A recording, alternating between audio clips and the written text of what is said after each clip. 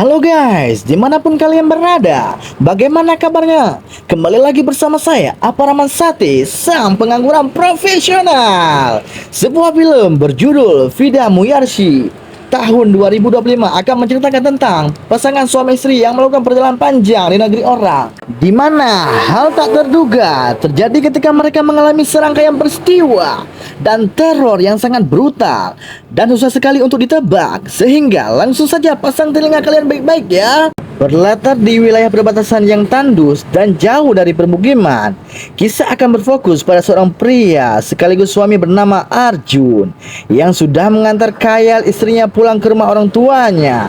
Diketahui mereka sedang dalam proses perceraian setelah Kayal ujuk-ujuknya meminta cerai dengan alasan sudah tidak nyaman dan tidak mau diatur-atur hidupnya. Dia masih ingin hidup bebas, nongkrong bareng teman-teman, dugem, liburan, senang-senang, ngopi di kafe, keluar rumah seenaknya, dan bahkan bercanda gurau dengan yang bukan mahramnya. Sementara di saat yang sama, Arjun yang sudah berusia matang menginginkan sesosok istri yang patuh pada syariat, mengurus, melayani, dan mengabdi pada suami.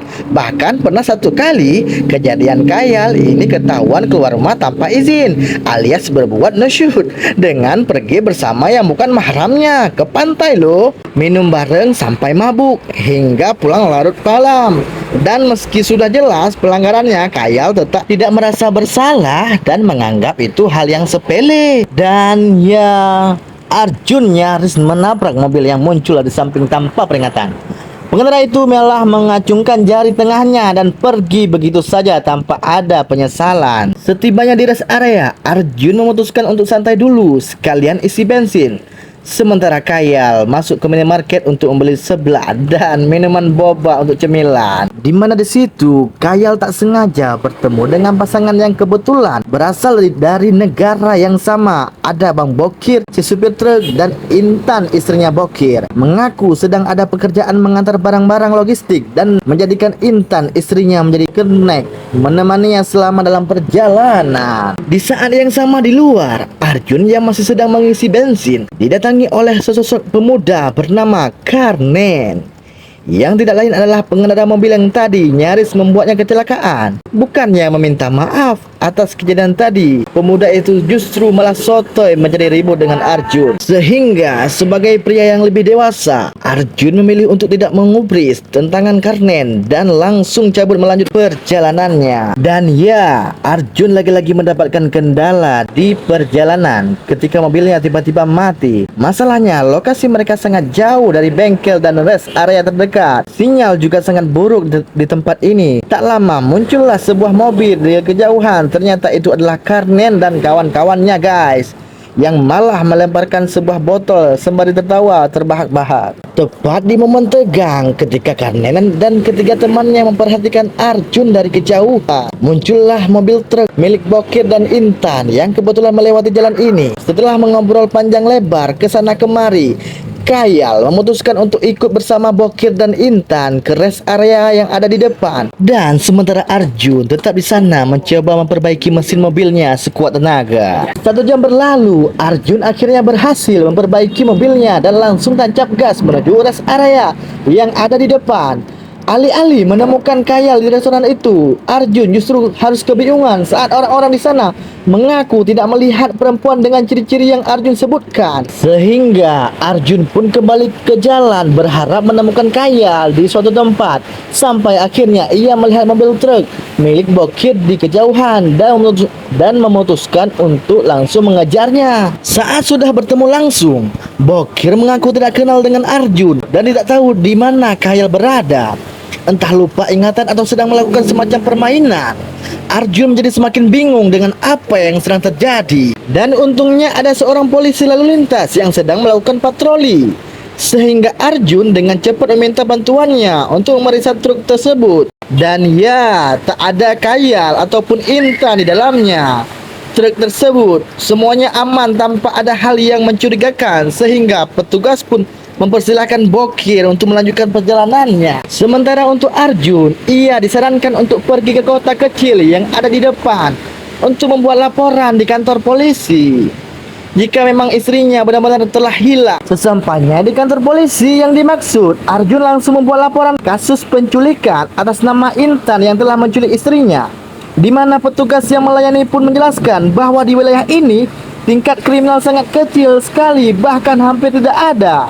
Sehingga mendengar penjelasan dari Arjun terkait istrinya yang diculik membuat si petugas agak kurang percaya dan tampak santai menanggapi laporan tersebut. Alih-alih menanggapi serius laporan ini, si petugas justru malah membuat kesimpulan sendiri tentang masalah rumah tangga yang mungkin sedang Arjun dan Khayal alami. Si petugas memiliki teori tentang salah satu dari mereka yang mungkin berselingkuh, dan si Khayal bisa jadi sengaja kabur untuk meninggalkan Arjun sendirian. Setelah tak mendapatkan respon dari petugas aparat yang tidak bisa diandalkan, Arjun pun kembali ke rest area sebelumnya untuk memastikan sekali lagi apakah orang-orang di sana pernah melihat istrinya atau tidak. Namun sama seperti sebelumnya, si pemilik resto pun dengan tegas menjawab tidak melihat perempuan dengan ciri-ciri yang disebutkan, yang membuat Arjun jadi kesal hingga mencurigai semua orang yang ada di sana telah bersekongkol menyembunyikan kebenaran yang sesungguhnya. Setelah menimbulkan keributan yang membuatnya diusir dari restoran, Arjun pun pergi ke wartel untuk menghubungi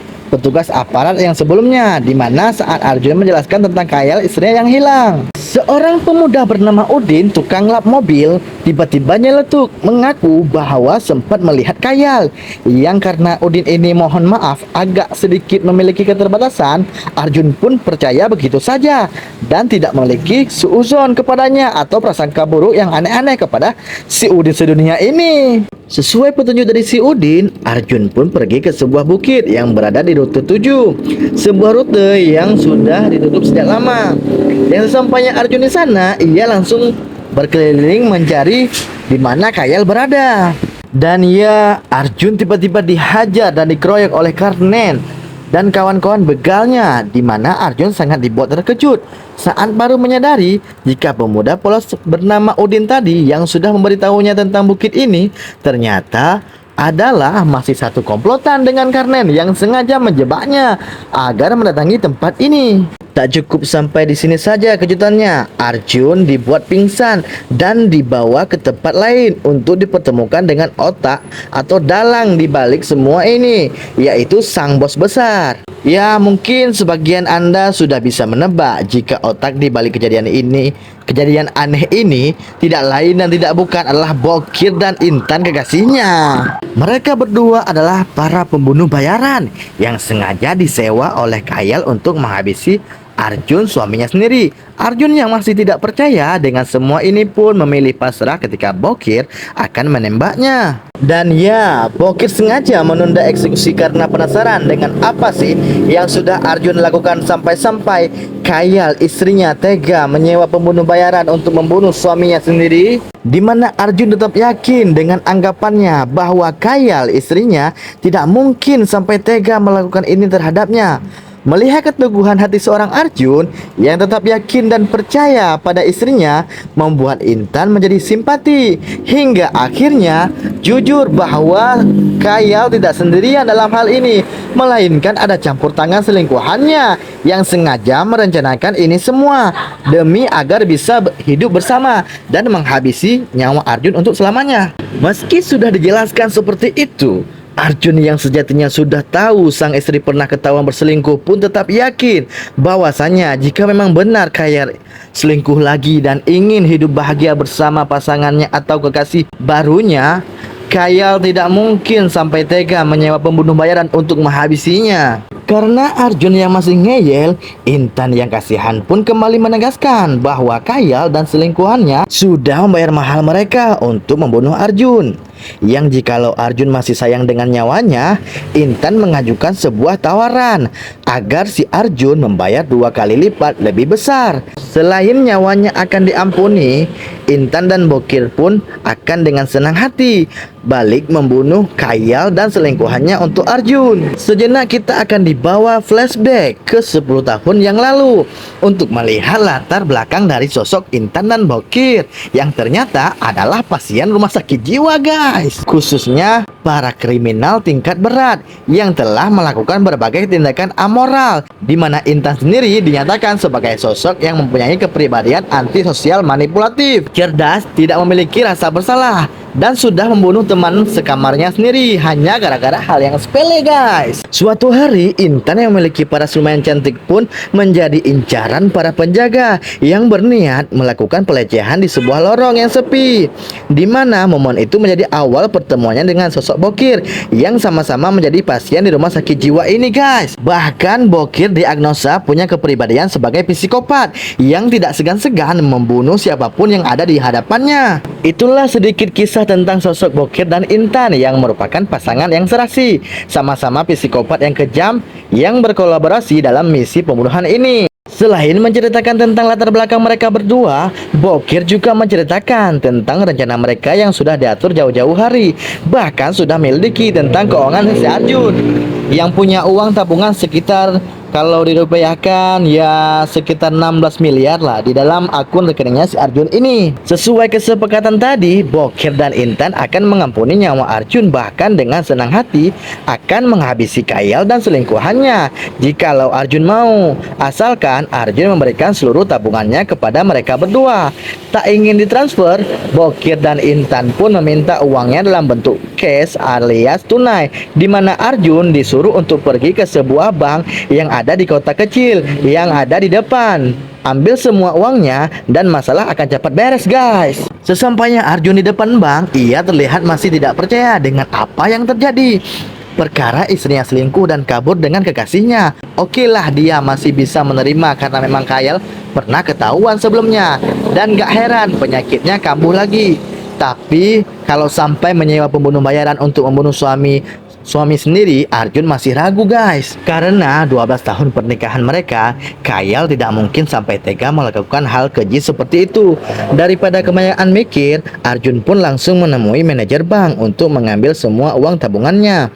Yang ketika manajer sedang pergi ke belakang untuk memeriksa stok uang tunainya, Arjun diam-diam mengambil sebuah benda tajam yang ada di atas meja untuk sebagai senjata perlindungan kalau situasinya semakin runyam guys. Sementara Arjun sedang mencairkan semua uang tabungannya, kita akan melihat Kayal yang sedang disekap di sebuah tempat rahasia, di mana Intan terlihat sedang mempengaruhi pikiran Kayal untuk seolah-olah percaya bahwa aksi penculikan ini adalah didalangi oleh Arjun suaminya sendiri guys. Sama persis seperti cara yang dipakai kepada Arjun, Intan pun mencoba membuat Kayal percaya bahwa Arjun suaminya telah berselingkuh dengan sahabat dekatnya sendiri yang bernama Rabumah. Dan aksi penculikan ini seolah-olah didalangi oleh si Rabumah tersebut. Kembali lagi ke Arjun yang sudah berhasil mendapatkan uang tunainya. Saat ia baru saja keluar dari bank, ada seorang pria lokal bernama, kita panggil saja Pak Pinjol, yang menyuruh Arjun untuk mengangkat panggilan dari bilik telepon, di mana Arjun diminta untuk berjalan kaki sejauh 1 km untuk menunggu instruksi selanjutnya. 10 menit berjalan kaki, muncullah Karnen dan kawan-kawannya yang bertugas mengambil uang tunai tersebut, di mana Arjun dipaksa ikut dengan diikat kedua tangannya, tanpa Karnen dan kawan-kawan sadari jika Arjun memiliki benda tajam yang ia sembunyikan di dalam lengannya untuk melepas ikatan secara perlahan. Dan ya, Arjun pun menikam pundak Karnen mengakibatkan mobil oleng, bahkan sampai melaju dengan posisi miring. Akibatnya sengaja hilang keseimbangan. Sekilas adegan ini mengingatkan kita dengan adegan film Warkop Dono Kasino Indro. Dan memang sudah bukan rahasia baru lagi bagi Vrindavan selalu menampilkan adegan-adegan mind blowing yang di luar nalar. Dari situ Arjun pun semakin brutal hingga berhasil melumpuhkan mereka semua. Dan kini tersisa Karnen yang Arjun ikat di lehernya ke jok mobil menggunakan selotip. Arjun memaksa Karnen untuk memberitahu tentang di mana Kayal istrinya berada. Yang karena Karnen ngeyel tidak mau membuka mulut, maka inilah yang Arjun lakukan. Tepat saat Arjun sedang memacu mobilnya dengan kecepatan tinggi, muncullah aparat lalu lintas yang sedang melakukan patroli, di mana Arjun segera memperhatikan mobilnya dan langsung turun dari mobil. Namun ia malah menenteng pistol di hadapan petugas, sehingga Arjun diminta untuk tiarap dan jangan bergerak sedikit pun. Oke, di saat yang sama Karnen berhasil melepaskan ikatannya dan langsung mengambil pistol lain yang ia miliki, dan inilah yang terjadi. Ya, petugas itu pun mati ditembak oleh Karnen dengan Arjun yang terpaksa lompat terjun ke bawah tebing. Beruntung ia masih bisa selamat dan lolos dari bidikan Karnen. Tak lama setelah Karnen pergi membawa uangnya, Arjun pun kembali naik ke atas. untuk memeriksa kondisi si petugas. Namun, setelah memastikan si petugas sudah mati, Arjun pun mengambil alih mobilnya untuk pergi kembali ke kota sebelumnya. Setibanya Karnen di markas rahasia, ia langsung menyerahkan uang tunai yang jika dirupiahkan setara dengan 16 miliar. Cukuplah untuk kita beli seblak dibagikan kepada seluruh kabupaten. Setelah uang sudah di tangan, Bokir menyuruh Karnen dan yang lainnya untuk berkemas dan bersiap-siap pergi meninggalkan tempat ini dan bakar semua barang buktinya. Di saat yang sama, Arjun terlihat masih kebingungan mencari kemana kaburnya si Karnen. Sampai ketika ia melihat Pak Pinjol yang tadi sempat menyuruhnya pergi ke bilik telepon. Disitulah Arjun akhirnya sadar jika Pinjol mungkin adalah salah satu orang bayaran Bokir dan masih satu komplotan dengannya. Akhirnya Arjun pun membuntuti Pinjol dari belakang, di mana si Pinjol sendiri memiliki rumah berlokasi cukup jauh dari permukiman. Ia hanya tinggal bersama dengan ibunya yang sudah tua renta, ditemani oleh asisten rumah tangga dan anaknya yang masih kecil. Yang jika dilihat dari wajah mereka berdua yang babak belur, bisa diambil kesimpulan jika Pinjol adalah tipikal majikan yang ringan tangan alias gampang mukul, sering melakukan kekerasan. Begitu juga dengan ibunya yang meski sudah tua dan tidak bisa jalan, tetap melakukan pembiaraan pada apa yang putranya lakukan. Dan ya, tepat saat Pinjol selesai mengantar ibunya ke kamar, muncullah Arjun yang sudah berada di dalam rumah dan langsung menjatuhkannya. Yang tepat saat Arjun sedang menginterogasinya, tiba-tiba dan jeng jeng jeng, si ibu terlihat sudah memegang senapan, mengancam akan menembak Arjun. Tetapi akibat matanya yang sudah rabun, beliau tak sengaja menembak satu kaki Pinjol, putranya sendiri, di mana tembakan kedua pun siap untuk dilayangkan kepada Arjun. Dan tebak apa yang terjadi? Jedar, ibu Pinjol pun mati tertembak oleh pelurunya sendiri, di mana Arjun tiba-tiba dikejutkan oleh anak panah yang menancap tepat di punggungnya. Karena ternyata itu adalah dua anak buahnya Bokir yang datang untuk membantu, di mana saat mereka sedang lengah, si bocah anak ART pun diam-diam memberikan sebilah pisau untuk Arjun bisa membela diri. Dan sesuai judulnya, yaitu Vida Muyarchi, yang berarti perjuangan yang gigih, Arjun terlibat pertarungan hand to hand dengan salah satu dari mereka hingga berhasil melumpuhkan ketiganya tanpa membunuhnya. Saat si Pinjol dan dua kawan yang sudah menyerah, mereka akhirnya mau memberitahu tentang di mana Khayal berada, yaitu sebuah pabrik tua yang lokasinya tak jauh dari tempat ini. Entah siapa sebenarnya Arjun di masa lalu, apakah seorang mantan tentara, atau mantan agen khusus, atau pembunuh bayaran yang pensiun, atau punya masa lalu buruk lainnya, entahlah. Satu hal yang pasti, Arjun adalah seorang suami yang pernah tersakiti oleh seorang istri yang tidak tahu diri, dan luar biasa ia masih saja mau mempertaruhkan nyawanya demi menyelamatkan perempuan yang seperti itu. Bermodalkan busur panah dan senapan yang ia ambil dari rumah si Pinjol, Arjun pun mendatangi pabrik tua yang menjadi markas utama Bokir dan Intan, di mana Arjun benar-benar membrutal, menghabisi semua anak buah Bokir yang ada di luar. Sama seperti yang lain, Udin dan satu kawannya pun tak mampu mengimbangi kemarahan hati seorang suami yang tersakiti, di mana sekarang Arjun akan melawan Karnen yang sudah menunggu di dalam. Dan saat sudah terdesak, Karnen pun menggunakan barang yang ada di sekitar, yaitu sebuah gerinda untuk sebagai senjata. Tak hanya itu saja, ia bahkan dibantu oleh Intan yang baru muncul. Tetapi Karnen pun tewas ketika tak sengaja tersungkur dan gerinda yang tepat membelah wajahnya. Sementara itu, Intan dengan cepat menutupi wajah Arjun dengan sebuah kain dan tiba-tiba jedar, blup, separuh badan Intan jatuh ke dalam cairan asam yang membakar dan akhirnya menewaskannya, di mana Bokir yang melihatnya pun langsung bangkit dan menendang jatuh Arjun. Hingga terjadilah final battle yang cukup menegangkan. Sebuah pengait rantai tak sengaja menancap di belakang tubuh Bokir yang membuat Arjun bisa langsung menariknya tepat di atas mesin penggiling. Bokir diancam akan dijatuhkan apabila tidak mau memberitahu di mana Khayal disekap. Namun sungguh di luar dugaan. Bukannya takut atau mencari cara melepaskan diri, Bokir justru malah dengan sengaja menjatuhkan dirinya sendiri agar Arjun tidak pernah bisa menemukan di mana istrinya berada. Namun tak sesulit yang dibayangkan. Arjun berhasil menemukan Khayal yang diikat dan dikurung di sebuah ruangan bawah tanah di pabrik tua. Tak lama seperti biasa, muncullah para petugas aparat yang datang ke lokasi. Sangat terlambat dan tinggal enak saja mengevakuasi para pelaku untuk dibawa ke kantor polisi. Setelah Kayal ditemukan, Arjun langsung mengantarkannya ke rumah orang tuanya untuk diserahkan sesuai rencana awal.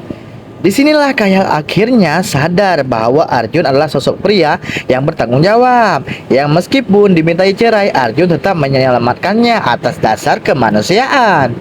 Dan itu patut dicontoh bagi para laki-laki yang hatinya sedang patah hati dan tersakiti. Wow! Dan film pun berakhir. Saya Aparaman Sate, sang pengangguran profesional, mewakili jajaran staf direksi Fehan TV, mengucapkan terima kasih dan sampai jumpa di video selanjutnya.